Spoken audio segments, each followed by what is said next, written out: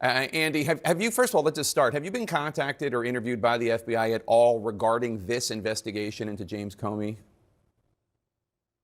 Yeah, not at all, Jake. I've not been contacted. I haven't been interviewed. They're not asked to interview me. And of course, if my interactions with Jim Comey 9 years ago in October 2016 was going to be the basis of this entire prosecution, it's unbelievable to think that prosecutors wouldn't at least want to sit down and hear what I had to say about it. Could potentially be a fact witness or just to understand what my perspective is, and that has never happened. Yeah, I've seen others out there speculating that you're the person 3 named in the indictment as someone Comey allegedly authorized to leak information on his behalf. But a source familiar with the indictment told me that person 3 in the indictment is actually Comey's longtime friend, Columbia Law School professor Dan Richman, who was also a special government employee at the FBI at the time.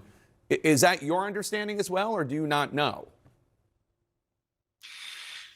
Yeah, well, I mean, none of us know with great specificity because, as you said, the indictment really has no facts in it whatsoever. But as far as I'm concerned, I absolutely do not believe it's referring to me in any way. There's a couple of reasons for that. First, I never asked Jim Comey to authorize any disclosure to the media because I didn't have to.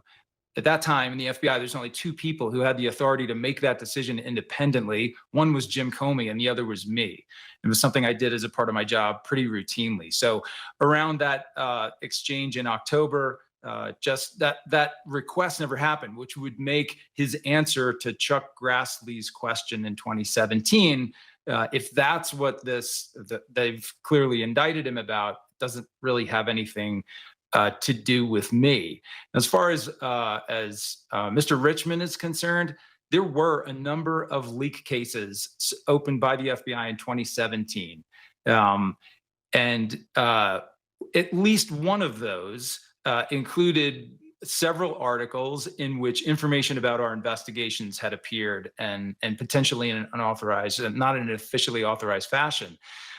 Mr. Richman was interviewed and investigated as a part of those leak cases. I would expect that Jim Comey, and probably I, was also included in the initial list of potential suspects, as is very routine in leak cases. Every person who has access or had access to the information that is thought to have been leaked is included in that group of suspects initially. But those cases were all closed in 2020. So after 3 years of investigating, after interviewing Mr. Richman, after no doubt looking at computer and telephone records from everyone who had access to that information, these cases were closed without any requests for indictments. Yeah. So the idea that they would use those cases now, all these years later, is... I think if you go back to earlier this year, there was a lot of internal pushback that Republican members of Congress, they wouldn't stand for their pet projects or infrastructure projects in their districts not moving forward because a guy named Russ Vought decided that they weren't going to move forward.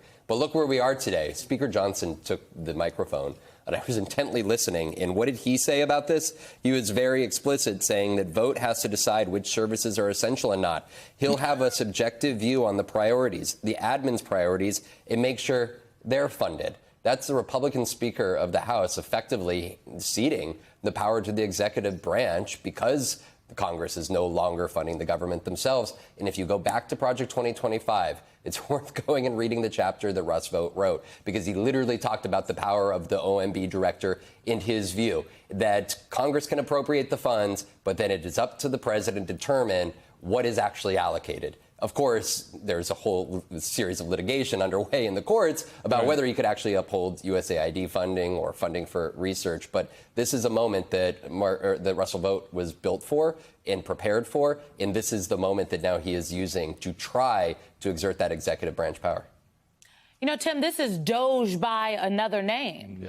And if you really think about it, remember, Doge was unpopular. The reason Elon Musk even had the unmitigated gall to tell us that President Trump was in the Epstein files was because he was excommunicated from the circle, from polite society of this Trump administration White House, because he became untenable and what he was doing was unpopular. That's why he's out. And so I do think here that people have to remember that. Like Russ Vought, this is actually the same guy that, remember when he shut down that Medicaid portal early on in the administration, and Republicans and Democrats were calling up the White House saying, you got to get this back online. I'm hearing from the folks in my state. And Russ Vought thought he was on solid ground then. But because the people pushed back, because the members also raised their voices, within hours, the decision was reversed. And so I do think here that there is a chance here that Mr. Vought is not on solid ground, and that just like the president turned on Elon Musk,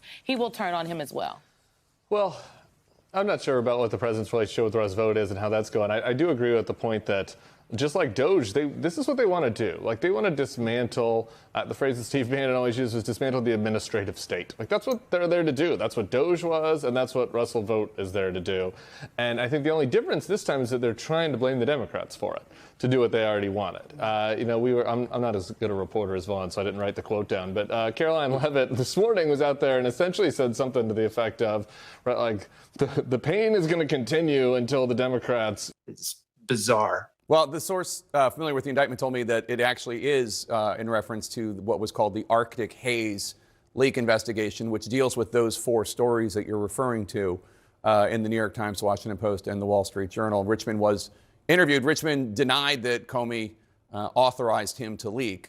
But let me ask you just more broadly. The indictment says that Comey lied in 2017 and then again in 2020 when he was asked about the 2017 testimony, when he denied having ever, quote, authorized someone else at the FBI to be an anonymous source in news reports about the Trump investigation or the Clinton investigation, unquote. Given your experience with Comey, was he honest when he said he had never authorized a leak?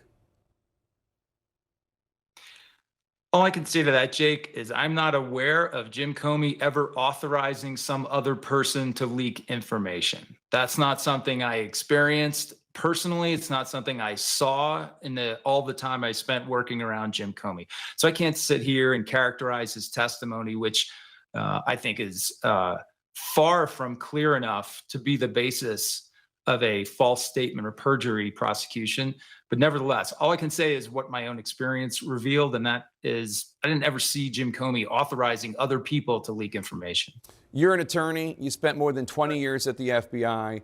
What do you make of this indictment overall, especially in the context of President Trump exerting public pressure on the Attorney General, on the U.S. Attorney's Office in the Eastern District of Virginia, in the sense that Eric Siebert got fired and replaced by Lindsey Halligan? What do you make of this all? And also his promise that he's going to go after, or he hopes that there will be other political opponents who face prosecution. I mean, there's only one thing to make of it, Jake. It is absolutely what the president himself characterized it as. It's vengeance.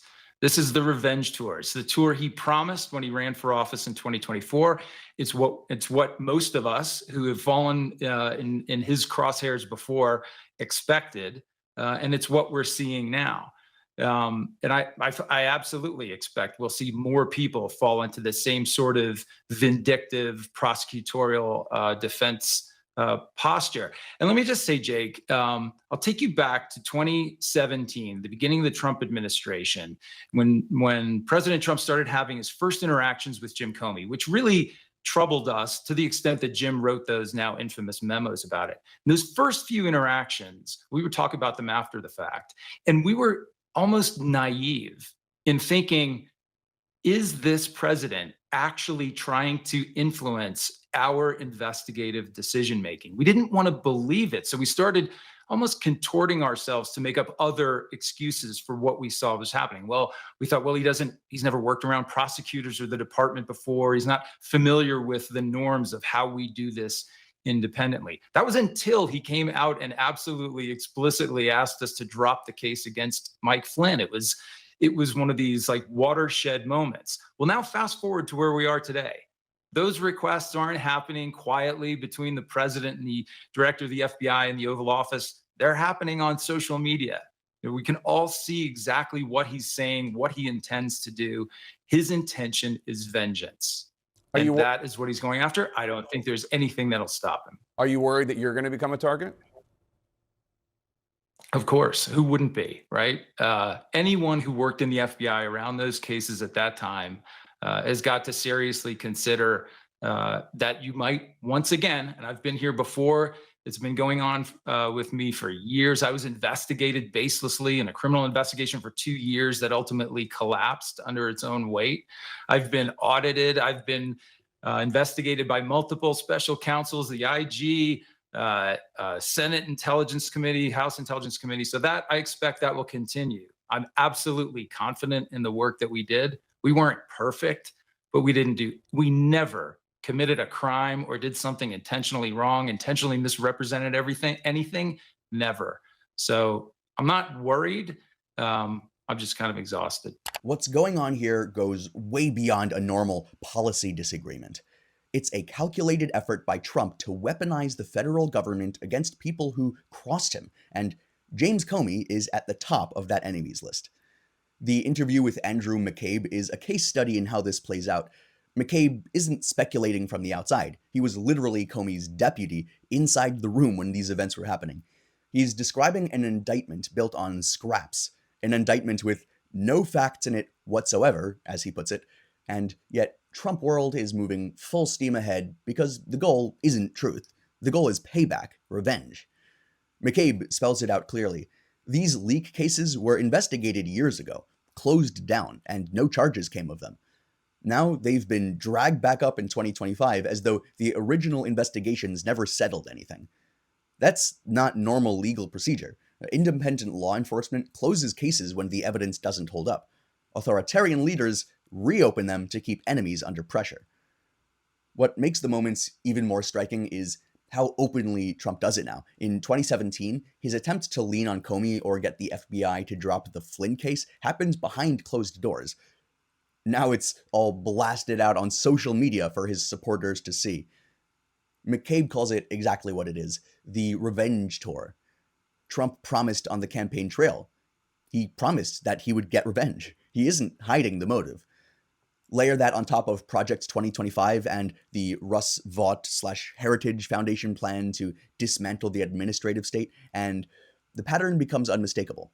This isn't about punishing Comey alone, or McCabe, or Dan Richman. It's about reshaping the DOJ and FBI into tools of personal and political power. Trump tried on camera to distance himself from Project 2025, claiming he had no connection, but his own words at heritage events praised the same people who wrote the plan. Now those same people run the OMB and decide which government programs survive and which get choked off. McCabe sounds more exhausted than afraid. He's been investigated, audited, hauled before committees. He's still standing, but his warning is aimed at everyone else. The guardrails are off now. What began as Trump's personal feud with Comey has now become a test case for how far vengeance can be turned into policy. And if this succeeds here, Comey will not be the last target.